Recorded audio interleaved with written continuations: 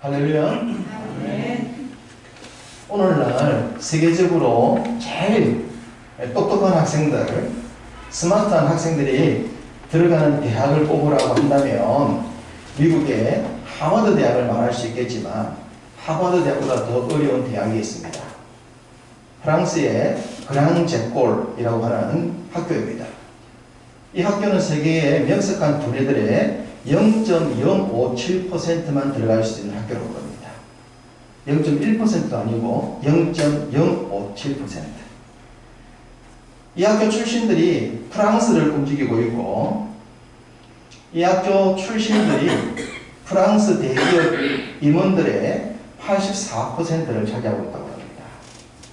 대단하죠?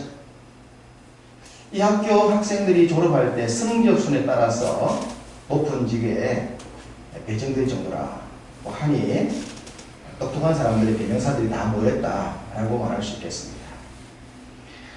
이 그랑제꼴이라는 학교는 산업혁명이 일어났을 때에 도로 체계를 어떻게 하면 잘 만들 수 있을 것인가를 위해서 학교가 시작되었고, 이 학교 출신들에 의해서 그런 여러 가지 데이터가 나왔다고 합니다. 0.057%에 해당하는 사람들이 모여서 어떻게 하면 좋은 도로를 만들까? 산업혁명이 일어나서 많은 물동량이 움직이게 되어지고, 그러려면 도로가 좋아야 되고, 그 도로에 마차나 차들이 다닐 때 넘어지지 않냐고 신속하게 움직이게 하는 시스템이 필요하기 때문에 이 똑똑한 사람들이 그 당시 도로를 새롭게 기한을 한 겁니다. 어떻게 하면 가장 튼튼한 도로, 좋은 도로를 만들 수 있을 것인가. 그래서 이들이 모여서 연구를 하고 조사를 해서 나온 결과가 15cm에서 20cm 정도의 높이에 15cm와 20cm 높이의 도로를 깔면 도로가 아주 안전할 것이다 라고 데이터를 내놨습니다. 그런데 긴 고속도로라든지 먼 길을 15cm에서 20cm 정도의 토대를 쌓으려면 막대한 공사비가 들어가는 겁니다. 효율성이 떨어지는 거죠. 그런데 이 그랑제꼴 출신들이 내놓은 15cm와 20cm의 높이가 아닌 단 2.5cm,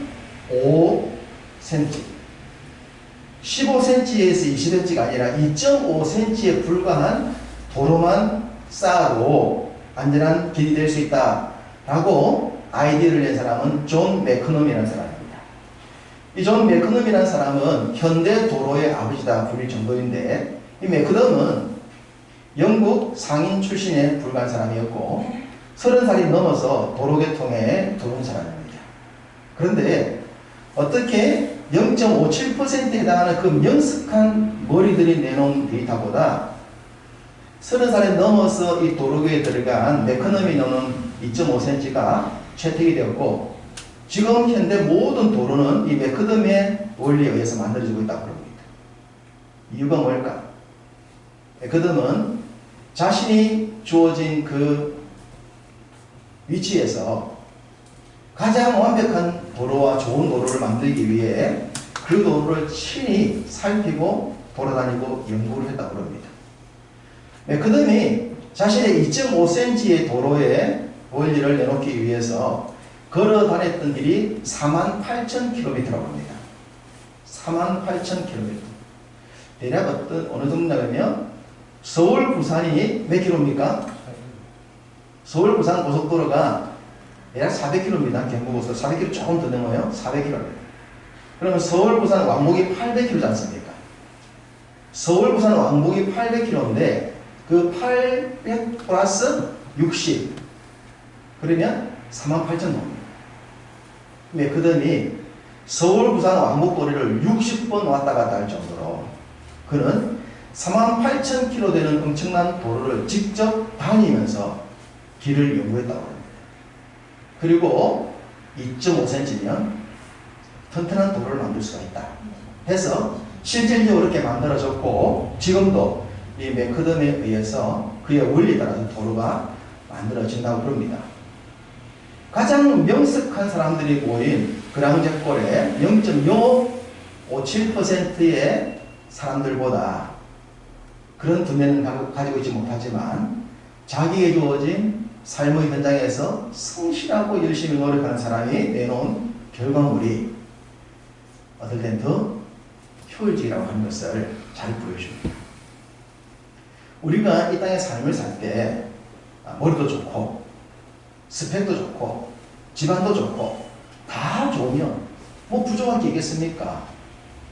하나님의 은혜로 그 주어진 것을 감사하며 살면 됩니다.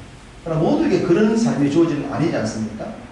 어떤 사람은 가난한 집안에 많이 배우지 못하는 어떤 그런 육체적인 한계까지 가지고 살아갈 수 있습니다.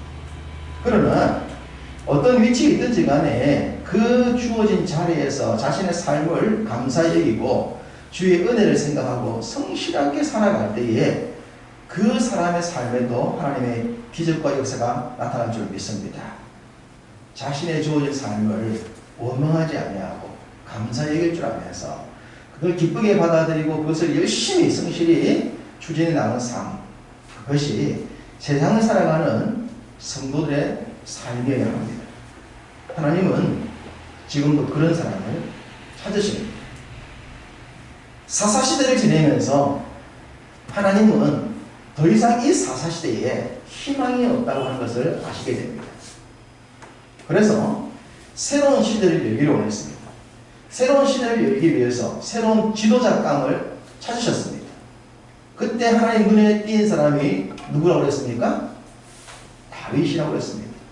다윗은 목동 출신의 어린 나이에 집안도 별로 유명 집안도 아닌 정말 지극히 평범한, 대부분의 사람들이 가난하게 태어나서 가난한 부모님의 것을 이어받다가 그냥 그 가난하게 살다가 죽는, 그 당시에 목동이나 어부 정도 천민에 해당하는 때지나 그 집안의 출신이 다윗이었습니다. 왕이 될 만한 그 어떤 외적 조건을 갖고 있지 않았다고 그랬습니다. 그런데 그 다윗이 하나님 눈에 띄었다고 그랬어요. 왜? 그는 목동이었지만 들에서 자기에게 주어진 양을 치는 일에 최선을 다했다고 그랬습니다. 양을 지키기 위해서 사자와 곰과도 싸울 정도로 그렇게 자신의 삶에 열정을 내는 모습을 어린 그 다윗을 하나님이 보셨습니다. 그리고 그 다윗을 왕으로 세워야 되겠다. 그 다윗을 통해서 새로운 시대를 만들어야 되겠다. 양을 위해서 저렇게 성실할 정도라면, 자기의 주어진 삶에서 저렇게 성실한 사람이라면 왕직을 맡겨도 충분히 잘하겠다라고 생각하셔서 그 다윗을 선택하셨다고 그랬어요. 선택받은 다윗을 위하여 하나님이 사무엘을 보내어서 기름을 부어 왕으로 삼지 않습니까? 그 내용이 이제 사무엘상 16장 지난주에 말씀드렸던 내용에 있었던 내용입니다. 자, 그러면 하나님이 다윗에게 기름을 세워 왕으로 삼는데 왜 이때 그를 선택했냐는 겁니다. 현재 사울 왕이 건재한 왕으로 있습니다. 사울 왕이 통치 말년이 아니에요. 요즘으로 말하면 레임덕이 시기가 아니란 말입니다. 아직까지 통치 기간이 많이 남아 있는데 현직 왕이 있는데 또 왕이 될 사람을 세운다면 그 시대로 볼 때는 반익인 거예요. 왕이 있는데 또 왕을 세운다면. 그렇지 않겠습니까? 그래서 하나님이 사울 왕은 모르게 은밀하게 사무엘을 보내서 다윗에게 기름을 부었는데 왜 그러셨다는 겁니다. 기다렸다가 사울이 죽을 때쯤 되어서 다윗을 왕으로 선택하여 세우면 순차적으로 왕권을 이어받아서 나라를 세우는 것이 좋을 텐데 왜 그렇게 빨리 다윗에게 기름을 부으셨냐고 하는 겁니다. 아마도 이런 생각이 듭니다. 하나님이 사울을 왕으로 세우셨는데 사울도 처음에는 참 좋은 왕이었어요. 겸손한 왕이었어요. 그런데 그가 권력을 갖고 나자 사람이 바뀌었다는 거예요. 권력에 빠졌다는 거죠. 하나님은 그런 사울왕을 보면서 권력을 쥐더라도 권력욕에 빠지지 아니하고 물질욕에 빠지지 않는 사람을 만들고 싶었던 겁니다. 소위 하나님이 원하시는 나라를 만들어갈 수 있는 원하는 사람이 되기 위해서 훈련을 좀 시키자, 단련을 시키면 좋겠다, 라고 생각하신 것이 하나님의 뜻이 아니었을까라는 생각을 해봅니다. 그래서 다윗을 미리 선택했다라고 생각돼요. 그 선택의 기간 동안 좋은 왕으로 잘 준비될 수 있도록. 그래서 사울 왕이 실패했던 그런 왕이 아니라 실패하지 않는 좋은 지도자를 기대하셨던 것으로 보입니다. 자, 우리가 성경을 보면서 믿음의 사람들이 좋은 지도자의 과정으로 나갈 때에 훈련기간, 단련기간이 있다는 것을 보게 되지 않습니까? 대표적으로 욥기를 봐도 욥이라는 사람은 굉장한 고난을 당한 사람이에요. 그런데 그 욥이 그 모든 고난 속에서 했던 말이 이 모든 고난은 자기 자신을 정금, 순금으로 만드는 과정이다 라고 고백을 해내지 않습니까? 끝이 보이지 않는 고통 속에 있으면서도 나는 이 모든 기간이 나를 하나님께서 순금으로 만드는 과정으로 믿는다 라는 고백을 했었는데 다윗도 그러한 단련의 기간을 하나님 앞에서 잘 감당해냅니다. 다윗이 정말 위대한 왕위에 오를 수 있었던 비결 중에 하나는 이 단련의 기간이 있다고 볼 수 있습니다. 사무엘상 16장에서 기름 부음을 받았는데 다윗이 사무엘상 17장으로 들어가게 되어지면 골리앗과의 싸움 장면이 나옵니다. 그 유명한 골리앗 사건이 기름을 부었고 난 뒤에 바로 다음 장인 17장에 나와요. 그 당시 골리앗은 장수 중에도 대단한 장수죠. 키가 3m가 넘을 정도였고 엄청난 훈련된 용사였습니다. 전장에서 뼈가 굳은 영웅 중의 영웅, 전쟁 영웅이었습니다. 그런 골리앗을 다윗이 이길 가능성은 프로테스트상 없습니다. 그랑제골 출신들이 0.057%라고 했는데 다윗은 골리앗을 이길 확률이 어쩌면 0.0%뭐 이길 수 있는 가능성이 없습니다.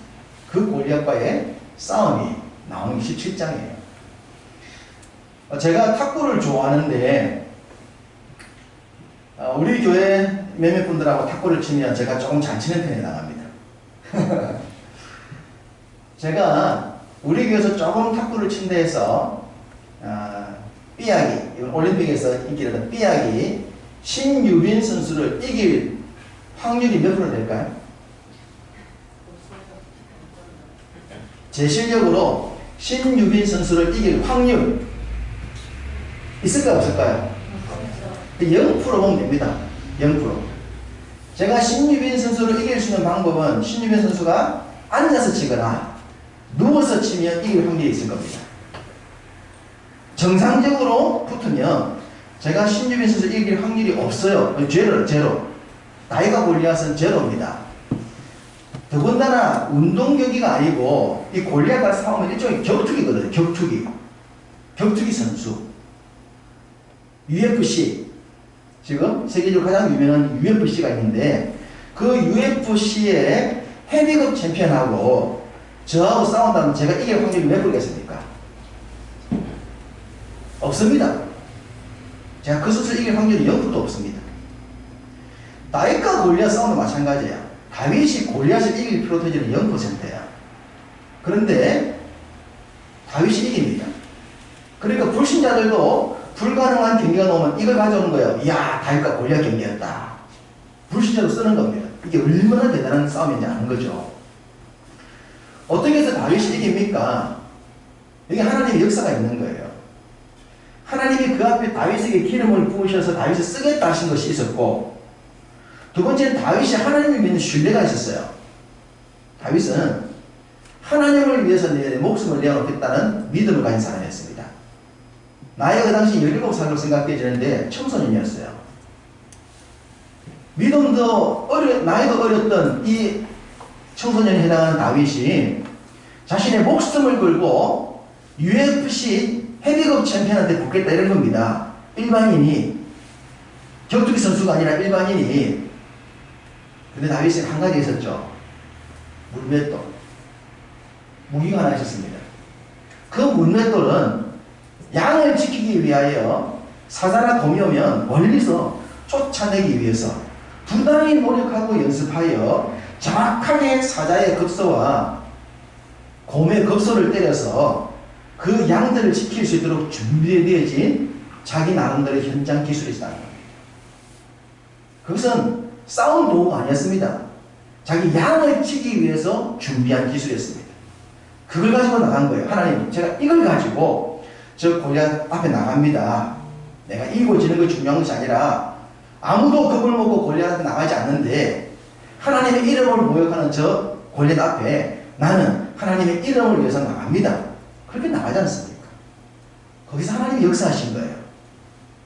하나님이 쓰기를 원했고 그는 하나님을 나타내기를 원했고 그것이 함께 만났을 때에 기적과 역사가 나타난 겁니다. 준비된 사람을 하나님은 쓰시죠. 내가 쓰임받기를 원한다면 자신이 주어진 삶에서 무엇인지 성실하게 준비를 해둬야 됩니다. 언제 하나님이 나를 지도자로 쓸지 모르지 않습니까? 준비를 해둬야 돼요. 준비되지 않으면 쓰임받을 수가 없어요. 바울이 세계 복음화를 위해서 하나님의 준비된 그릇으로 쓰임받지 않습니까? 그가 그리스도의 은혜를 알기 전에도 자기 자신을 잘 준비시킨 사람이었어요. 그런 율법에 능했고 로마 시민권을 아버지에게 선물을 받았고 그리고 헬라어까지 능통한 사람이었습니다. 그는 갖춰진 사람이었어요. 그 갖춰진 사람이 하나님을 만났을 때 갖춰진 준비된 것들이 세계를 바꾸는 일에 도구가 되었던 겁니다. 다윗에게 물맷돌이 골리앗을 이기고 세상을 바꾸는 도구가 되었듯이 내가 생각하는 나의 삶의 현장에서 나에게 주어진 것을 성실하고 신실하게 살아갈 때 하나님이 그걸 들고 어떻게 역사하실지 모르는 거예요. 자기 일에 최선을 다하고 성실하고 진지하고 연구하고 하나님께서 나의 이 기술을 사용해 달라고 기도하면서 준비되어 가야 돼요. 그러면 때가 되시면 주가 쓰시는 겁니다. 다윗은 말도 되지 않는 골리앗과의 싸움에서 단 한 방에 단 하나의 돌로 골리앗을 죽여버립니다. 그리고 그 일로 말미암아 다윗의 인기가 일순간 하늘을 찌를 정도로 높아지고 맙니다. 현직 왕이었던 사울 왕의 인기를 10배에서 100배까지 뛰어넘어버렸어요. 온 백성들이 다윗 그렇게 다윗을 외칩니다. 왕으로 기름을 받고 골리앗을 죽이고 인기가 절정에 올랐다. 다 된 것처럼 보이지 않습니까? 그런데 다윗의 삶은 그때부터 고난의 길이 시작되어집니다. 인기가 오르면 오를수록 현직 왕 사울의 질투도 함께 오르는 겁니다. 다윗을 그냥 두고 볼 수가 없는 겁니다. 자신의 왕권에 도전하는 사람이고 자신의 아들에게 물려가야 될 왕직이 저 다윗에 의해서 잘못될 수 있다는 생각을 하게 하지 않습니까? 그래서 그때부터 사울 왕이 이 다윗을 죽이려고 합니다. 현직 왕이 목동 출신인 다윗 하나 죽이는 것, 그거 지금부터 3000년 전이면 그냥 껌입니다. 껌. 지금도요 권력을 가진 자들이 약한 자들을 괴롭히려고 그러면 온갖 수단 다 동원할 수 있지 않습니까? 현직 왕이 다윗 하나 죽이겠다? 그건 별로 어려운 건 아닙니다. 그러니 다윗의 삶이 얼마나 큰 고통이었는가라고 하는 것을 충분히 납득할 수 있습니다.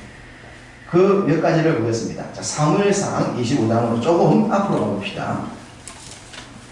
우리가 사무엘하를 읽었는데 앞쪽으로 넘어가면 사무엘상에 나옵니다. 사무엘상 25장 10절입니다. 사무엘상 25장 10절 말씀을 같이 읽어보겠습니다. 나발이 다윗의 사환들에게 대답하여 이르되 다윗은 누구며 이새의 아들은 누구냐? 요즘에 각기 주인에게서 억지로 떠나는 종이 많도다. 나발이라고 하는 사람이 다윗을 조롱하는 내용입니다. 한마디로 다윗을 배신자라는 거예요. 왕을 버리고 도망간 배신자다. 왕이 챙겨줬는데 그 사울 왕을 버리고 도망간 사람이 다윗 아니냐. 그 얘기를 나발이라는 사람이 하고 있어요. 이런 나발은 나쁜 사람 아닙니까? 성경에 악한 놈으로 등장하잖아요. 그 악한 사람이 선한 다윗을 말할 때에 배신자라 그렇게 욕을 합니다. 우리가 살다 보면 믿음의 길을 가는 것 때문에 가문에서 가족들에게 배신자로 낙오시킬 수 있습니다. 저도 안 믿는 집에서 이 길을 가다가 우리 가족들한테 많이 배신자로 따돌림 당했습니다. 조상을 모르는 아이라고, 부모의 뜻을 거역하는 아이라고, 오랫동안 가족들에게 환대받지 못한 경험이 있습니다. 가장 가까운 사람들에게. 그래서 제가 신학교 공부하는 기간이 힘들었다고 하지 않았습니까? 경제적 도움을 받지 못했기 때문에. 어쨌든 좋지 못한 사람들에게 쫓아도 배신자라는 나무가 찍혔을 때 다윗은 많이 힘들었을 겁니다. 앞으로 가서 23장을 보겠습니다. 23장 11절 말씀입니다. 사무엘상 23장 11절을 읽습니다. 그 일야 사람들이 나를 그의 손에 넘기겠나이까? 주의 종이 들은 대로 사울이 내려오겠나이까?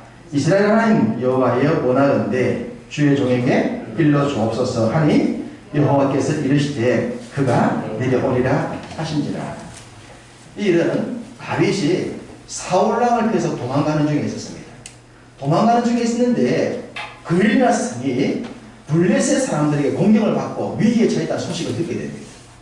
그렇다면 누가 가야 됩니까? 당연히 사울왕이 군대를 몰고 가서 그일야 성을 구해줘야 되는데 사울왕은 지금 다윗 짠다고 정신이 빠져가지고 자기 백성들이 어려움에 처한 것도 돌아볼 여유가 없었어요. 다윗은 도망가다가 그일야가 어려움에 처했다는 소식을 듣고는 너무 가슴이 아파서 하나님 지금 어쩌면 좋습니까? 저 그일야 사람들. 그러니 하나님께서 네가 가라는 거예요. 네가 가서 도와주라는 거예요. 아니 하나님 제가 지금 사울에게 도망가고 있지 않습니까? 제 생명도 지키기 했는데 지금 그일야 사람 어찌 도와줍니까? 내 코가 석자인데. 그런데 하나님이 네가 가라. 네가 가라 하와이가 아니고 네가 가라는 거예요. 네가 가서 도와주라는 거예요. 그래서 다윗이 또 순종해요. 그 어려운 처지에 그일야를 구해줬습니다. 구해주고 난 때 갑자기 소문이 들리는 거예요. 자기 때문에 도움받은 그일야 사람들이 다윗이 여기 있다는 얘기를 사울 왕에게 고자질하더라. 얘기를 듣게 된 거예요. 죽어가는 사람을 살려줬더니 그 사람들이 살아나가는 뒤에 사울 왕에게 다윗 얘기 있으니까 잡아가십시오. 그렇게 고자질하더라는 소식을 듣게 되는 겁니다. 그래서 다윗이 좀 괜찮으면 그일야 성에 좀 쉬면서 좀 충전하고 동나에도 힘드니까 좀 먹고 쉬려고 생각했는데 그런 소문이 있어서 기도하는 거예요. 하나님, 이 그일야 사람들이 사울왕에게 고자질을 할까요? 사울왕이 이 막다른 골목에 갇혀있는 나를 잡기 위해서 군대가 내려올까요? 라고 기도했더니 그렇다. 그들이 고자질할 것이고 사울왕이 군대를 모으고 올 거다. 그 얘기를 하는 겁니다. 다윗이 거기서 이 못된 놈 그일야 사람들 내가 많이 늘 도와줬는데 하지 않고 조용히 또 도망갑니다. 기분이 어땠을까요? 왜 나에게는 이런 일들만 계속 반복되는 거예요? 내가 나쁜 일 한 것도 아닌데 하나님 나를 왜 이렇게 하시는 거지? 그런 생각 들지 않았겠습니까? 앞으로 가서 20장을 나오겠습니다. 사무엘상 20장 3절입니다. 20장 3절 후반절에 보면 그러나라고 있죠. 그러나 거기서 읽어보겠습니다. 그러나 진실로 여호와의 살아계심과 내 생명을 두고 맹세하노니 나와 죽음의 사이는 한 걸음뿐이다. 나와 죽음의 사이는 한 걸음뿐이다. 다윗의 곁에는 항상 죽음이 도사리고 있었어요. 죽음과 너무 가까워서 나와 죽음은 한 걸음 사이다. 내 곁에 죽음이다. 여러분, 인생을 살다가 주위에 보이는 건 절망밖에 없고 희망이랑 찾아볼 거 없어서 나와 죽음의 사이가 한 걸음뿐이구나. 한 발만 내리면 내 생명 끝나겠구나. 라는 그런 위기에 봉착해 보신 분 계십니까? 말씀을 들어드린지 모르겠지만 우리 주일신 성도님이 교회로 오게 되셨는데 우리 주일신 성도님이 질병의 고통 때문에 힘들어할 때 그런 소원이 있어요. 6개월만 더 살고 싶다. 그래서 하나님을 모르지만 막연히 기도했대요. 6개월만 더 살게 해달라고. 6개월만 더 살아가면 좋겠다. 갑작스럽게 다가온 내 인생에 전혀 계획이 없었던 육체적인 질고와 고통과 아픔 속에서 6개월이라도 더 살아서 내 인생 정리라도 해봤으면 좋겠다. 내가 이렇게 죽어버리면 내가 내 인생 아무도 정리 못하고 끝나는데 6개월만이라도 살아면 좋겠다 라는 그런 생각하셨다는데 그 기도를 하나님께서 들으신 것 같아요. 그래서 하나님이 우리 자매님을 교회로 인도하셨어요. 하나님을 알아가고 계세요. 하나님을 진짜 다윗처럼 인격적으로 만난 역사 있기를 축복합니다. 하나님이 자매를 통해서 얼마나 놀라운 일들을 하시는지 그 상황을 경험해보지 않은 사람은 모르는 거예요. 나와 죽음이란 그런 분이다. 다윗은 그렇게 위기 속에서 고통 속에서 끝없는 날들을 보내고 있었습니다. 하나님이 사도 바울을 쓰기를 원하셨는데 하나님 나라를 위해서 헌신했던 그 사도 바울을 죽이기 위해 암살단이 조직되지 않습니까? 40명의 암살단이 조직되어서 사도 바울을 죽이기 전에는 물도 먹지 않고 밥도 먹지 않겠다고 다짐한 40명들이 항상 사울을 곁에 있었습니다. 하나님 나라를 위해서 거룩한 결심을 했고 자기의 모든 것들을 포기하고 이 길을 가고 있는데 그 자신을 죽이려 하는 그 사람들의 암살단을 피해 하나님의 일을 할 때 바울의 마음이 어땠겠습니까? 다윗도 그러지 않았겠습니까? 왜? 뭐 때문에? 왜 내 삶에 이런 일이 생긴 거야? 생각을 해보십시오. 내가 왕이 되겠다 한 거 아닙니까? 어느 날 하나님의 종이 일방적으로 찾아와서 기름을 부어 너 앞으로 왕이 될 거야. 깜짝 놀랐습니다.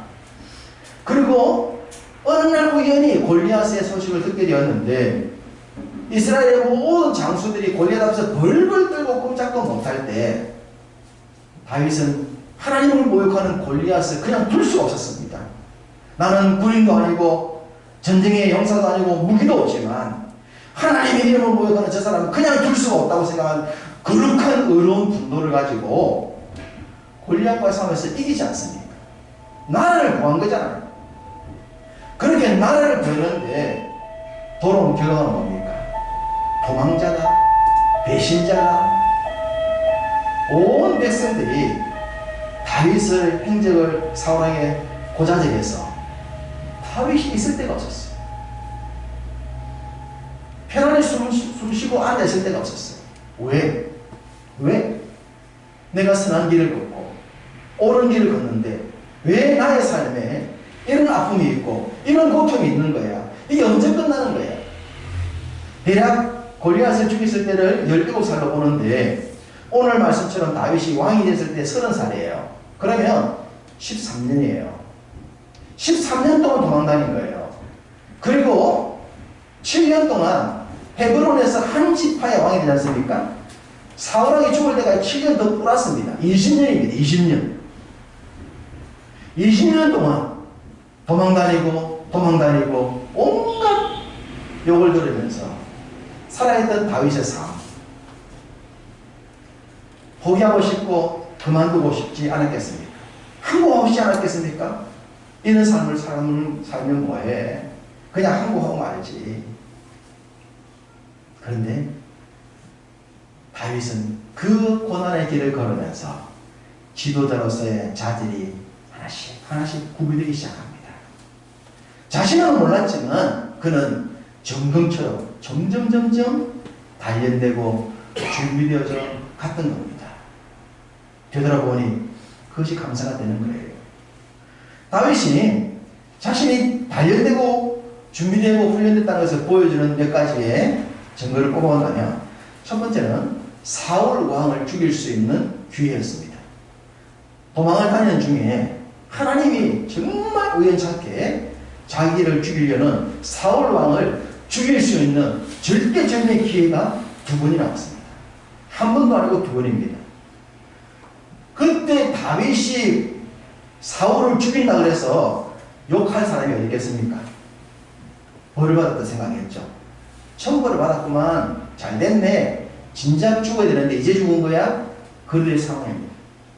다윗이 사울을 죽인다 욕할 사람이 아무도 없었고, 다윗이 그 사울을 죽이는 순간 고생 끝! 행복 시작! 이제는 왕으로서 내 인생 한번 멋지게 날개피면서 살아볼 수 있을 거야. 그럴 수 있을 때가 주어졌는데, 다윗은 그 기회가 2번이나 주어져도 자신의 손으로 사울을 죽이지 않습니다. 그것조차도 하나님께 맡겨버립니다. 하나님, 당신이 세우셨으니 당신이 알아서 하십시오. 그건 나의 영역이 아닙니다. 그러면서 그는 고난의 길을 선택했었습니다. 또 하나 볼 수 있는 것은 자기를 오랫동안 외면했던 11개 지파를 품에 안아줬다고 하는 겁니다. 다윗이 도망다닐 때 유일하게 다윗 편을 들어준 지파가 유다 지파 1개 지파밖에 없었습니다. 그나마 그 유다 지파가 있어서 얼마나 당했는지 몰라요.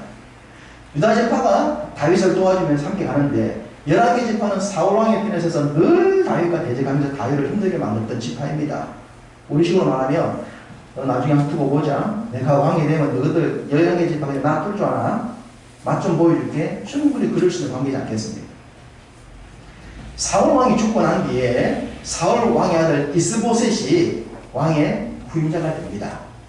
사울이 죽으면 다윗이 왕이 되어야 되잖아요. 기름 부음을 받았으니까. 그런데 사울 왕의 아들 이스보셋이 왕이 되고, 그 이스보셋은 나이도 어리고 권력도 쥔 것이 없기 때문에 사울의 군대 장관이었던 아브넬이 이스보셋을 바지사장실에 앉혀놓고 왕권을 다 쥐가지고 있었어요.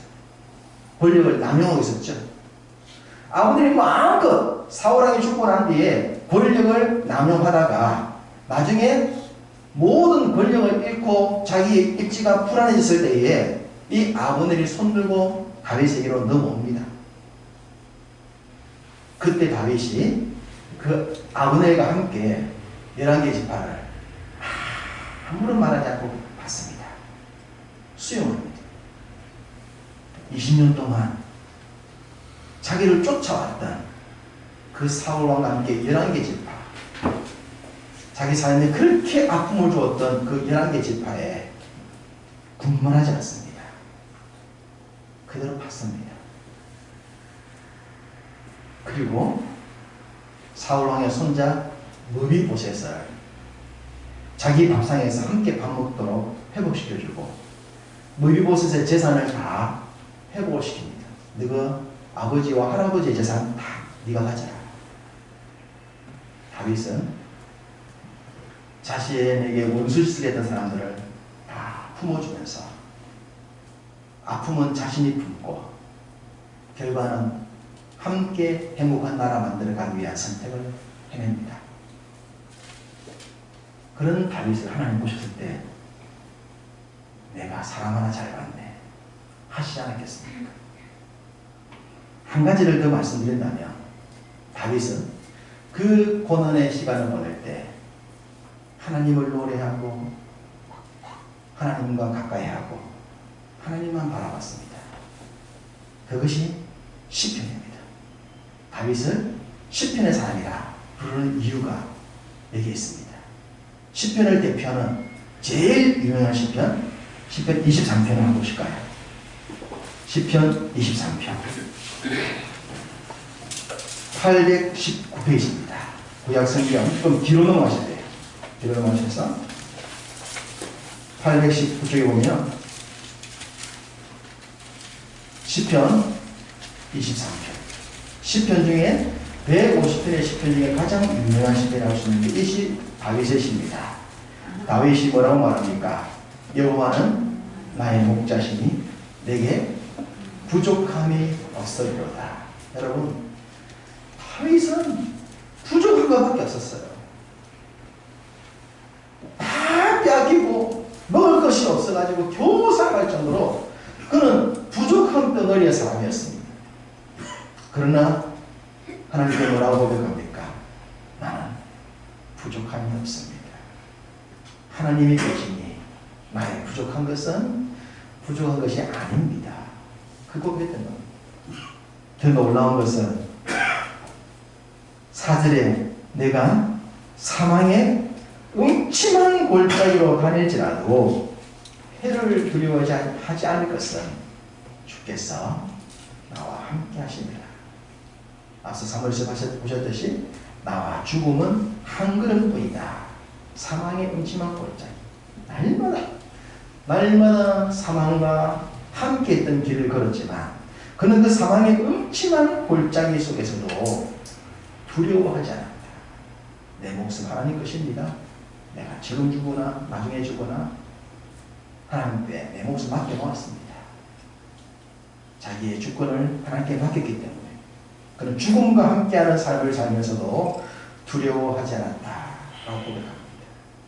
한 가지 더 볼 수 있는 것은 시편 120편부터 나타나는 시편입니다. 120편 뒤로 넘어가 보실까요? 시편에서 제일 긴 119편이 지나고 나면 120편이 나오는데 120편부터 붙어있는 제목이 있습니다. 제목이 뭡니까? 성전에 올라가는 노래가 134편까지 나옵니다. 성전을 향해 올라가는 노래의 저자는 대부분 다윗입니다. 다윗은 고난의 세월을 지나면서 하나님을 노래하며 성전을 사모했습니다. 하나님의 집, 하나님의 교회를 사모했다 이 말입니다. 항상 성전을 사모했고 성전을 노래했고 성전을 지향했습니다. 그래서 그가 왕이 되었을 때 하나님의 집을 지어드리고 싶었던 거예요. 그 고난의 세월을 지날 때에 형편은 아무것도 없으면서 하나님의 집을 사모하고 하나님을 노래하고 하나님을 의지했던 다윗. 별빛이 많은 들녘에서 외로운 날들을 보낼 때 그 외로운 날들 속에서 하나님을 찬송하면서 하나님의 집을 바라봤던 다윗. 그 다윗을 하나님이 보셨던 겁니다. 그 다윗을 보면서 하나님이 얼마나 좋으셨을까요? 제가 저렇게 힘들수록 나만 바라보고 나를 기대하니 내가 쟤를 그냥 둘 수 없겠다. 어떻게 하든지 간에 도와줘야겠구나. 다윗은 그렇게 자신의 많은 날들을 단련시키면서 주님이 쓰실 수 있는 사람으로 준비가 되어져 갔고 그 다윗이 이스라엘 역사에서 가장 완벽하게 하나님을 위해 눈에 보이는 유형 국가로서의 완벽한 나라를 구현해 내었던 겁니다. 사랑하는 성도 여러분, 우리가 이 땅의 삶을 어떻게 살아야 하겠습니까? 우리의 삶은 다 다릅니다. 하나님이 나를 어떻게 쓰실 줄 다 몰라요. 그러나 내 마음의 중심이 주를 위해 쓰임받기 원하고 주를 나타내기를 원한다면 나에게 주신 모든 삶 가운데 이것이 주님의 은혜고 감사라는 고백이 나오시기를 소망합니다. 그리고 그 모든 날들이 나를 단련시키고 훈련시키는 과정이라고 믿으시기를 바랍니다. 그로 인해 여러분의 그 모든 역경과 고통과 어려움 속에서 그 모든 것들을 이겨내고 주님이 원하시는 사람으로 주님이 쓰시고자 하는 사람으로 쓰임받기를 원합니다. 여러분이 쓰임받는 그 자리에서 하나님의 놀라운 역사가 나타나 우리 아버지 하나님께 멋진 영광 아름답게 올려드리시면서 여러분의 매일의 삶을 행복 가운데 살아가시기를 주님의 이름으로 축복합니다. 네.